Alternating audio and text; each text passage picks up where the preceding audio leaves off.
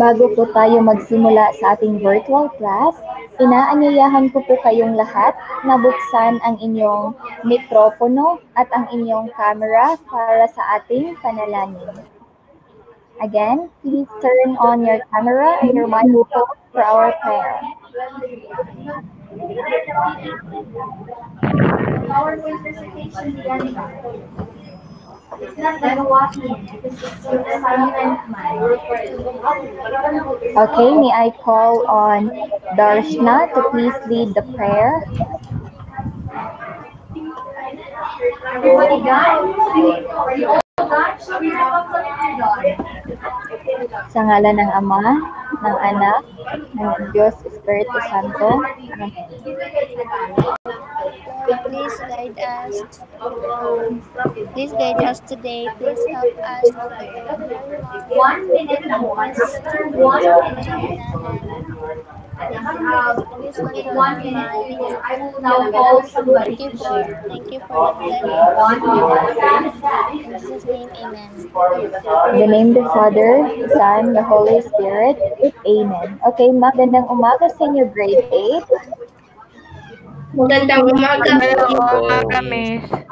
Okay, sana naman po ay nasa mabuting kalagayan kayo ngayon.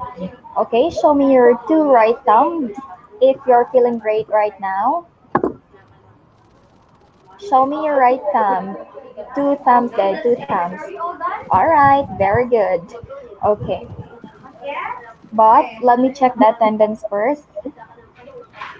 Joanna, say present as I call your name. Joanna. Frederick. Jessamay. Charles. Present. Present. Rapunzel. Earl John. Rhea May. Present. Darshna. Present. Calvin. Ava. Present.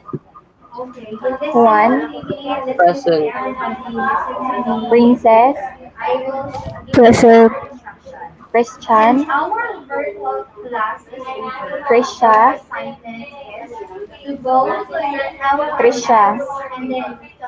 Althea. Samuel. Hillary. Okay. Wait for a while, huh? Let me see if I can share my screen right now.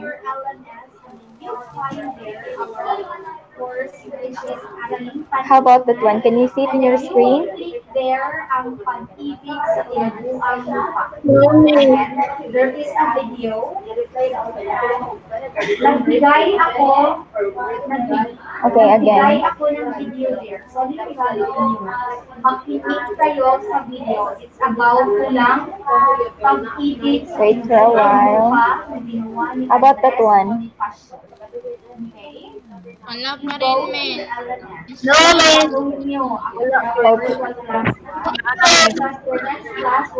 Ito, nakikita niyo po ba? Okay, nakikinig ba kayo?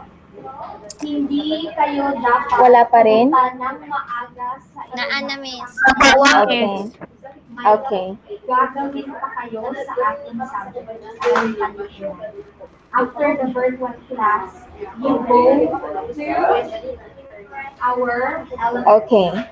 Suriing mabuti ang nasa larawan upang masagot nyo ang mga katanungan ko ngayon. Okay. You see something on the screen? Ano ba ang inyong natutunan? Ano ba ang inyong natutunan tungkol sa globo? Or ano ang globo para sa inyo? Anyone? Can I ask Ava? Ava? Yes. Ito yung binubuo ng iba't ibang isa. Okay. How about you, Rapunzel? Ano ang natutunan mo sa globo? Tungkol sa globo. or if you're using your phone, you can just Rapunzel. screenshot. None? Ano ang inyong natutunan? Ano ang inyong natutunan tungkol sa globo? None? So ano ang gagawin niyo, class? Dungog-dungog. What is the first thing? Okay, how about Charles? Charles, can you hear me out there? Tingnan ang video na nasa Charles? Yes, Miss. Okay, ano ang inyong natutunan tungkol sa globo? Miss, hindi ko maintindihan, Miss. Okay? Di ba ang globo ay sumisimbolo ng ating daigdig? Tama ba? Tama ba? Again, pagkatapos Okay. Ang globo ay sumisimbolo ng ating daigdig. Okay. Ngayong araw na ito, ano kaya ang mga katangiang tinataglay ng ating globo? Ano kaya ang mga katangiang ating makikita na tinataglay ng ating daigdig? Okay? Para malalaman natin ang mga katangian ng daigdig, atin itong pag-aralan ngayong umaga. Okay, please check it in your screen. Miss, nawagtang. yes, just Okay. yes. All you need to do If hindi ninyo nakikita ang aking i-share dito sa screen, pwede kayong pumunta sa inyong LMS at saka i-download ang PowerPoint presentation doon. class, pwede Again, pwede kayong pumunta sa inyong LMS at saka i-download ang PowerPoint presentation. Kung gumamit kayo ng laptop, pwede kayong mag-new tab at saka tingnan nyo ang PowerPoint presentation ko doon. the PowerPoint. Okay? Kung may tanong kayo, itanong Nakuha niyo po ba? Okay. Ngayon, I am going to continue discussion while you're browsing there in your LMS. Okay? Okay. Ngayon, ang heograpiya ay ang pag-aaral ng ibabaw ng mundo at ang mga proseso ng paghubog dito. Since tatalakayin natin ang mga katangiang pisikal ng ating daigdig, ito ay tumutukoy sa heograpiya, kung saan ito ay nagsimula sa salitang Griego na geo, na ang ibig sabihin ay lupa, at graphin na nangangahulugang sumulat ukol sa lupa o mundo. Okay? Sa praktikal na kahulugan, ang heograpiya ay ang pag-aaral ng kapaligiran, tao, at ng pinagkukunang yaman na kanilang ginagamit. So bilang isang disiplina, what do you mean by disiplina? Ibig sabihin, bilang isang subject, nahahati ang heograpiya hingil sa pisikal na kapaligiran ng tao at kung paano ito naka-impluwensya sa kanyang panlipunan at kultural na pag-unlad. Okay. Nahahati. Alam niyo ba na ang heograpiya ay nahahati sa dalawang pangunahing sangay? Ito ay ang heograpiyang pisikal at ang heograpiyang pantao. Okay, but right now we are going to focus on heograpiyang pisikal. Ito ay ating tatalakayin ngayon. Okay, ano nga ba ang heograpiyang pisikal? Okay. Ang heograpiyang pisikal, ito ay tumutukoy sa pag-aaral ng likas na kapaligiran. Kabilang dito, ang mga, when we say likas na kapaligiran, ano ang tinutukoy nito? Kung ito ay likas na kapaligiran, ano kaya ang tinutukoy nito, class?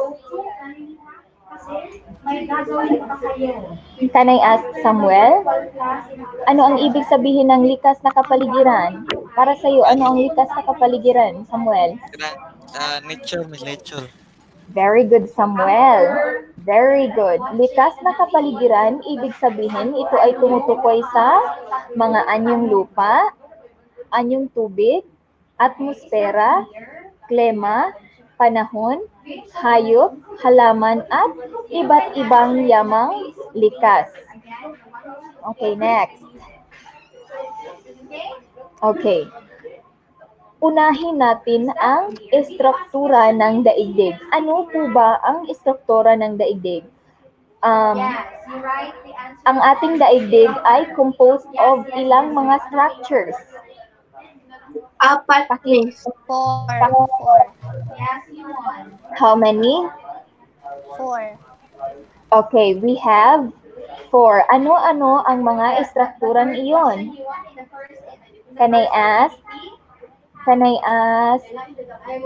Charles? Magbigay ka ng isang istruktura ng daigdig, Charles. Are you sure? The question number 1. Ano ang tinutukoy na universal? Charles. Magbigay ka ng isang istruktura ng daigdig, Charles. Mantle. Mantle. Okay, can I have one? Rhea May. What else? Trust, Miss. Crust. Very good. How about you, Hillary? There's 2 more. Okay, the outer core, and the last one we have is the inner core. Okay, now, tutunayan natin kung ano ang kaibahan ng apat na bahagi or istruktura ng daigdig. Okay, when we say crust, not crush, but it's crust, ito ay ang matigas at mabatong bahagi ng planeta.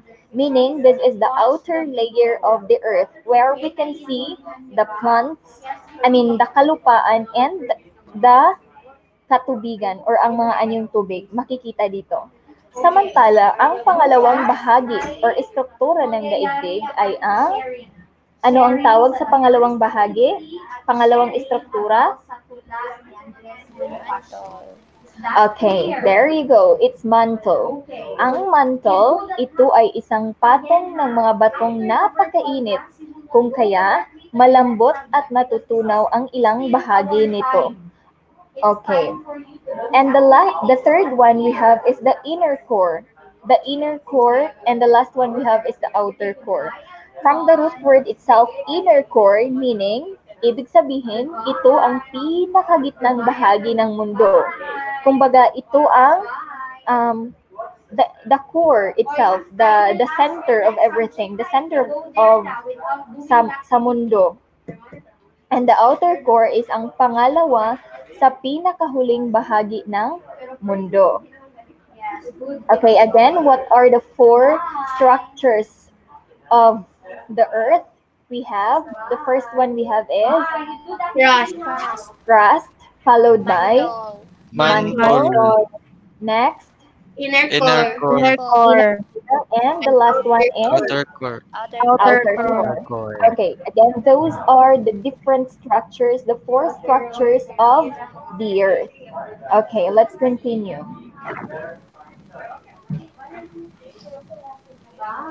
Next we have is ang mga grade ng daigdig. Pagkatapos nating natalakay ang istruktura ng daigdig, pupunta din naman tayo sa mga grade ng daigdig. Ano nga po ba ang mga iba't ibang grade ng daigdig?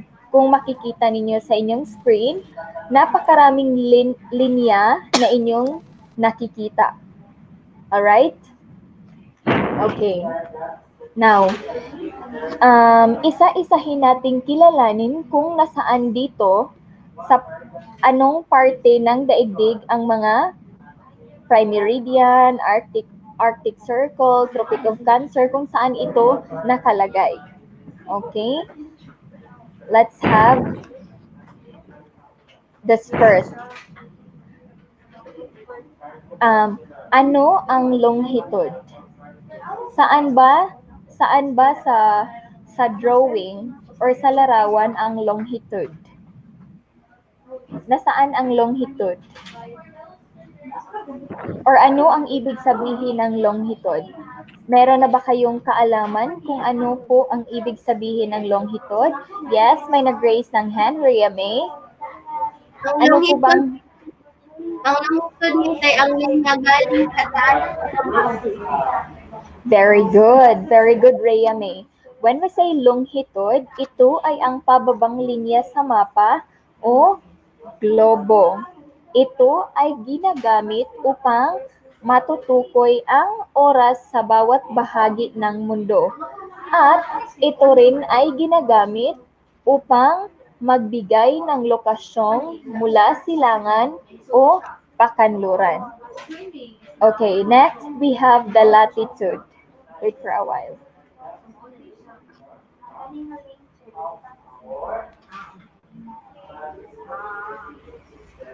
Okay, we have the latitude. Can you see it on my screen here? The longitude, ito ay ang pababang linya, meaning from the top, from pababa siya, pababa. From the top until here on the bottom. It's this one, meridians of longitude. These lines are called the longitude. Kananggikan sa igbaw padung sa ubos. That's pababang linya. Okay, now let's move on to the latitude. As what you have noticed on the picture, where's the arrow? It's here.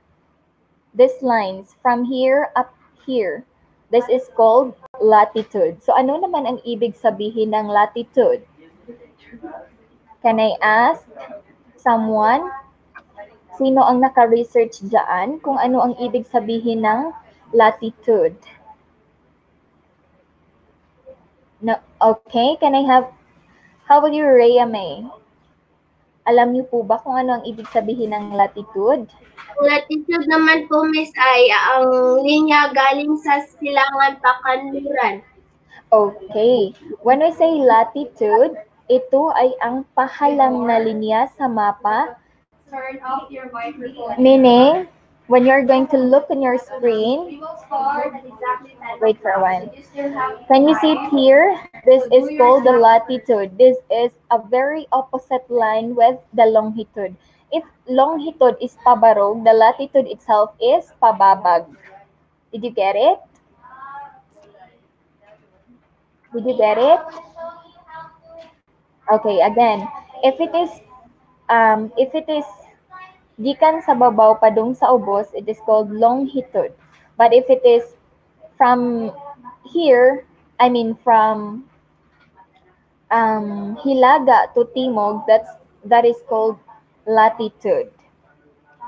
Kung pataas, longitude. Kung pababag, latitude. Understood? Nakuha niyo po ba dyan?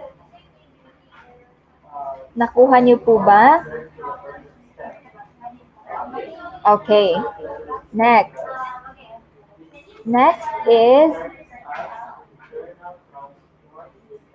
okay, next we have is Ecuador. Ano po ba ang Ecuador? Alam ko na simula nung elementarya, palagi tayong I mean, we already understand what is Ecuador. Because during our elementary days, we already discussed this one. Ecuador is this part here. Wait for a while. This one. This one. This is the Ecuador. When we say Ecuador, ito ay isang kathang-isip na bilog na ginuguhit sa palibot ng planeta. This one is the Ecuador. When we say kathang-isip, in English, it is imaginary lines. Imaginary line. This is called Ecuador. All right. Next, we have tropic. Right. We have prime meridian. When we say prime meridian, ito ang pinakagitnang guhit na patayo na humahati sa globo sa silangan at kanlurang hating globo. Okay, when we are going to look on the picture, this part here is called the prime meridian. As what you have noticed, it is located at the center part of the globe. Here. Sorry. But the difference between the prime meridian and the Ecuador is, pababag. But the prime meridian, it divides the globe through, pataas. just like the longitude and the latitude. Did you get it now? Did you get it? Okay, again, the equator is pababag, which means that ito ay isang kathang-isik na bilog na ginuguhit sa palibot ng planeta, samantalang ang prime meridian, ito ay ang linyang mula pataas hanggang pababa. Okay, next. Ano nga ba ang Tropic of Cancer? Okay, if you're people talking, I will kick you out. It's so Okay, noisy. Tropic of Cancer. At saka, ano po ba ang Tropic of Capricorn? When I say Tropic of Cancer, ito ay isang guhit sa 23.5 degrees sa hilaga ng Ecuador. Samantalang ang Tropic of Capricorn, ito ay ang guhit sa 23.5 degrees sa timog ng Ecuador. Okay, let's go back to the picture. Tropic of Cancer, it's here. And Tropic of Capricorn, saan nyo nakikita ang inyong Tropic of Capricorn? Ang Tropic of Cancer ay nandyan sa ibabaw ng Ecuador. Samantala ang Tropic of Capricorn, ito ay nasa ibaba ng Ecuador. Kumbaga, ang Tropic of Cancer, ito ay nasa hilaga, meaning nasa igbaw. This part here, this line is called Tropic of Cancer. Nandyan siya sa hilaga ng Ecuador. Samantalang ang Tropic of Capricorn class, ito ay nasa hilaga ng Ecuador. Kung napapansin nyo, magkaano lang sila. They're neighbors. They are separated with Ecuador. Alright? Nakuha niyo po ba? Nakuha niyo po ba ang kaibahan ng Tropic of Capricorn at saka Tropic of Cancer at kung saan sila na-locate sa globo? Nakuha niyo po ba dyan? Nakuha niyo po ba dyan? Show me your right thumb if nakuha ninyo. Only Rhea May ang nakakuha. How about sa iba? Okay, Charles. Again, show me your right thumb. Kung nakuha nyo, kung saan nakalagay ang Tropic of Cancer at saka Tropic of Capricorn. Again, they are just separated with the Ecuador. The other one is located on the hilagang part ng Ecuador at saka yung isa ay nalocate siya sa timog na bahagi ng Ecuador. Now, may tinatawag tayong pangunahing latitude ng globo. So, ano nga po ba ang pangunahing latitude ng globo? Wait for a while. Okay. Pag sinasabing ano po ba ang tatlong pangunahing latitude ng globo, ito ay tumutukoy sa Ecuador, Tropiko ng Cancer, at Tropiko ng Capricorn. Kung mapapansin nyo sa ipinakita kong larawan, they are neighbors. The three of them are neighbors. They are separated only with the Ecuador. The upper portion is Tropiko ng Cancer, followed by Ecuador, and followed by Tropic of Capricorn. Okay.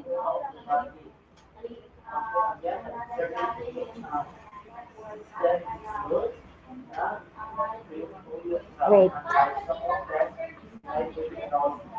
Okay, we have Arctic Circle and Antarctic Circle. When I say Arctic Circle, ito ay guhit sa 66.5 degrees hilaga ng Ecuador, and Antarctic Circle guhit sa 66.5 degrees sa timog ng Ecuador. Okay, tingnan natin sa larawan. Okay. Arctic Circle is located here. Hilaga ng Ecuador, kasunod sa Tropic of Cancer. Okay, that's Arctic of Circle, 66 degrees north. Okay, how about Antarctic Circle? Antarctic Circle is located 66 and 1/2 degrees south of Ecuador. Just like Tropic of Cancer. Nagsunod ra na sila. Okay, we have the Ecuador here, followed by the Tropic of Capricorn, and then followed by Antarctic Circle. Dito locate ang Antarctic Circle. Kumbaga, the Antarctic Circle is opposite location of Arctic Circle. Kung tingnan nyo sa inyong mga screen dyan, they are just kanang atbang-atbang. Atbang-atbang rajud sila. Look at here. When you're going to look at the Ecuador, Tropic of Cancer is here, and giatbangan sa Chani Tropic of Capricorn. When you're going to look for Arctic Circle, which is located 66.5 degrees north from Ecuador, the Antarctic Circle also is located 66.5 degrees south of Ecuador. Alright? Nakuha niyo po ba? We still have 4 minutes left. Okay. But we're almost done. We're almost done. Wait for a while. Hindi na ako makapag-share ng screen.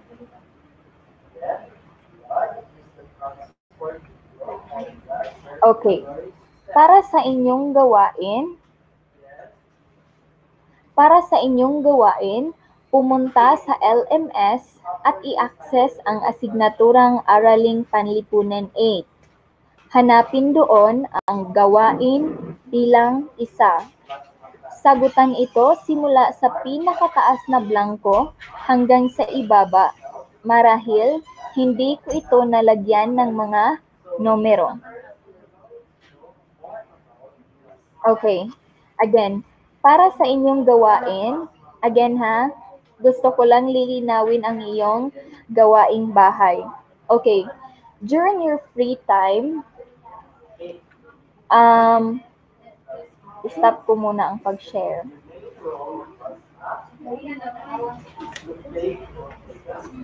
Okay. Para sa inyong gawain, pumunta kayo sa LMS nyo. At saka, i-access nyo ang asignaturang Araling Panlipunan 8. Kung may anuman kayo, may hindi kayo nauunawaan sa mga ibinahagi ko ngayong araw na ito, pwede nyong tingnan ulit ang mga slides ko doon. Naka-plug in na yon sa LMS natin. Mag-review kayo, tapos pag okay na, tingnan nyo sa ibaba ang gawain bilang isa. I-browse nyo yun, i-click nyo yun at saka sagutin nyo ng buong puso at sagutin nyo ng totoong-totoo. Sana naman po ay huwag kayong tumingin sa aking mga slides na nandun at saka huwag kayong magkukodigo. But actually, it's already given. Alam kong sisilipin nyo ang mga kopya nyo dyan. Pero sana naman po ay sagutan nyo iyon ng iyong buong puso. Diba, Samuel? Nagkakaintindihan po ba tayo? Okay. Ang activity natin ay patungkol sa mga grid ng daigdig. Mayroon dyaang larawan ng isang globo kung saan i-indicate nyo kung anong parte ng globo ang nandyan sa, yung may mga blanco. I-indicate nyo gamit ang mga choices na nasa itaas. Any questions? Wala na po bang mga katanungan dyan? Is it clear? Is it clear? Okay. Again, there's no specific number indicated in the quiz, but what you're going to do is you're just going to answer from the top until sa ibabang bahagi ng, ibabang linya. You're just going to do it from the top. Magsimula kayo sa itaas na bahagi hanggang papunta sa ibaba kasi hindi ko nalagyan ng